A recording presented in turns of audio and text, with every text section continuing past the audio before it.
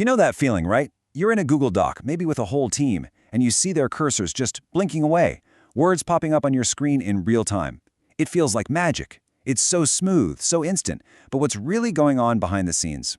Well, that simple, blinking cursor is hiding an absolute symphony of engineering. And today, we're going to pull back that curtain and see exactly how that incredible real-time collaboration actually works. So let's just get right to the big question, the absolute core of it all. How is it possible for 2, 3, 10 people to be typing on the same line at the same time, and it just works? How does it not just turn into a complete mess? You know, when you're adding a sentence and someone else is deleting a word right next to you, this is the central mystery we are going to unravel today. All right, so let's talk about the real-time editing problem, the chaos of concurrent edits. At its core, this whole thing is what engineers call a concurrency problem. You've got a bunch of people, clients in tech speak, all trying to mess with the same thing at once. And if you don't handle that perfectly, it's a recipe for disaster. We're talking overwritten work, garbled text, just a horrible experience. This is a classic computer science nightmare known as a race condition. Okay, let me show you just how easy it is for this to fall apart. Let's take a super simple example. The entire document is just the word hello with an exclamation point. Now user A decides to add comma world to the end. At the exact same time, user B deletes that exclamation mark. Now both of those changes fly off to the server. So what happens? What should the final text be? Hello world or just hello? The scary part is the answer totally depends on which request gets there a millisecond faster, and that is a huge problem. So, before we jump to the genius solution that makes it all work, let's do what real engineers do. Let's walk through the first couple of ideas you might have, the simple solutions, and see why they completely fail. Because understanding why things break is how you build something that doesn't. All right, flawed solution number 1, sending the whole document every single time. It sounds simple, right? Every time you type a letter, your computer just sends a full snapshot of the document to the server. But here's the massive flaw. It's a last one wins scenario. Look here, if user A's edit saying hello world gets to the server first, great. But then a split second later, user B's version arrives, the one that says just hello, and poof, it just completely overwrites A's work. It's gone forever. Not only is this crazy inefficient, it's a guaranteed way to lose data and make users furious. Okay, so sending the whole document is a terrible idea. What's the next logical step? Well, let's be smarter. Let's be more efficient. Instead of sending the whole thing, let's just send the edits themselves. You know the specific instructions. So user A's computer would send a little message saying, hey server, insert the text world at character position 5. And user B's would say, delete the character position 6.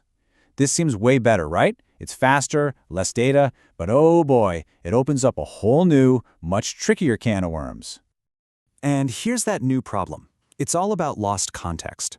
Think about it. When user A's computer sent its instruction, it was looking at the text, hello. When user B's computer sent its instruction, it was also looking at hello, but the server can only handle one at a time. So let's say A's instruction gets there first. The text is now hello world. A moment later, B's instruction arrives. Delete character at position 6. Well, what's at position 6 now? It's not the exclamation point anymore, it's the comma. The server doesn't know any better, it just follows orders and bam, it deletes the comma. We end up with hello world, which is just wrong. The instructions are useless without the original context. So, how on earth do you solve this context problem? It seems impossible, right? Well, this is where the real genius comes in. The answer is an incredibly clever, almost magical algorithm that's the backbone of pretty much all modern collaborative software. It's called operational transformation, or OT for short. This is the secret sauce. This is what brings order to the chaos. I love this analogy. Think of OT as a universal translator for edits. It's a system that can take an instruction that was created in one context, like that delete at position 6 when the text was hello, and it intelligently rewrites it to make sense in a new context. It transforms the instruction. So it might change delete at 6 to delete at 12 to account for the new text that was added. The ultimate goal, the whole point of OT, is to guarantee that it doesn't matter what order the edits arrive in. At the end of the day, everyone's document looks exactly the same, and it's the correct version. Okay, so let's break down how this actually flows. It's a 4-step process. First, your computer sends its edit to the server. Simple enough. Step 2, the server, which is like the grand central station of truth, takes your edit and transforms it against anything else that's come in recently. Then it saves it. Step 3, the server broadcasts that transformed edit out to all the other users. And now, here's the really clever part, step 4. When my computer gets that edit from the server, it might have to transform it again. Why? Because maybe I've typed a few words that haven't even been sent to the server yet. This client-side transformation is the key to making it feel so instant. I see my own typing immediately, while the system seamlessly keeps me in sync with everyone else. Okay, so we've got the core algorithm down. That's the brains. Now let's put on our system architect hats and figure out how we'd actually build the whole thing. We're going to go piece by piece, from the ground up, and design a system that can actually do this. All right, step 1 is the foundation. And honestly, this part is pretty standard stuff. Before you can edit a document, you have to, well, have a document. So a user connects through an API gateway, hits a service that just handles document info, what's called metadata. This service is in charge of creating docs, giving them titles, and saving that basic info in a good old-fashioned database like Postgres.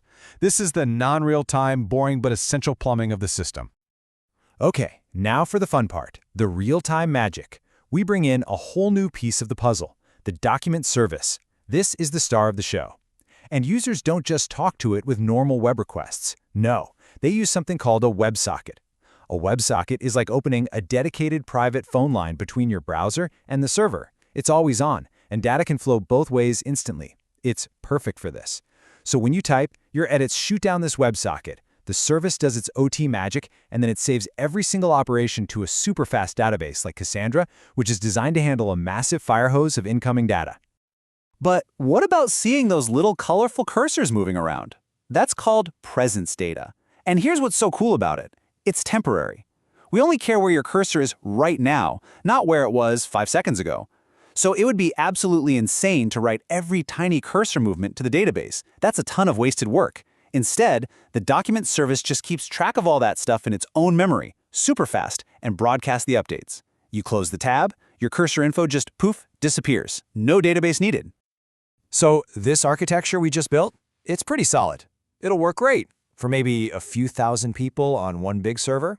But let's be real. We're talking about Google Docs scale here. We're talking millions of users. A single server isn't just the bottleneck. It's a ticking time bomb. One crash, and everything goes down. So the next big question is, how do you take this design and scale it for the entire planet? All right, time to think big. Scaling to millions of users. The only way to do this is to get rid of our single server and replace it with a massive fleet, hundreds or thousands of them. But that immediately creates a brand new, giant problem. If I'm working on a doc and I'm connected to server A in Ohio and you're on the same doc but connected to server B in Oregon, how do our edits ever meet? We need a really smart traffic cop. And that smart traffic cop is a brilliant technique called consistent hashing. Now, don't let the name scare you. The concept is actually pretty cool. Imagine a giant ring, like a clock face. We place all our servers at different points on this ring. Then, when we have a document, we take its unique ID and run it through a function that maps it to a spot on that same ring. The server that's closest on the ring is the one that's in charge of that document, forever. And the real beauty of this system is that if a server goes down or we add a new one, it only affects its immediate neighbors on the ring. The whole system doesn't have to be reshuffled. It's incredibly stable. And this all leads us to the absolute golden rule of scaling a system like this. You have to remember this one. All editors for one document must connect to the same server. It's non-negotiable. You have to get everyone working on the same spreadsheet into the same virtual room. That one server then becomes the single source of truth for that document. It handles all the OT, all the broadcasts, everything. And consistent hashing is the magic that makes sure everyone gets routed to the right room every single time. So how does your little browser find the one correct server out of a potential sea of thousands? It's a clever little three-step dance. First, when you open a doc, your browser just makes a normal request to any old server it can find. It doesn't matter which one. That server then acts as a temporary front desk. It looks at the document ID, consults the big, consistent hash map, finds the correct server's address, and sends a little message back to your browser saying, hey, you need to go over there. Finally, your browser follows that redirect, connects to the right server, and sets up that special WebSocket connection. It's a beautiful, decentralized way to get everyone to the right place. And here it is, the complete picture. This is what it looks like at scale. You've got a whole bunch of document service servers, or nodes. Each one is a master of its own little universe of documents. And you have a coordination service, something like Apache ZooKeeper, whose only job is to be the keeper of that consistent hash ring. It makes sure every single server knows the map of the world. This is how you build a system that's resilient, that can grow, and that can handle a truly global audience. So let's just boil it all down. What are the 3 absolute core components we learned about today? First, you've got WebSockets. That's your always-on, two-way, superhighway for communication. Second, operational transformation, or OT. That's the brain, the algorithm that makes sure no work is ever lost. And third, consistent hashing. That's the architectural blueprint that lets you take this from one server to a million. Those are the 3 pillars. So here's my question for you. The next time you open a shared doc and you see that little blinking cursor, your teammate's colorful cursor, zipping around the screen, will you see it differently? Will you see past the magic and see the invisible architecture underneath? That constant, high-speed dance of transformations and broadcasts all working in perfect harmony just to keep everything and everyone in sync.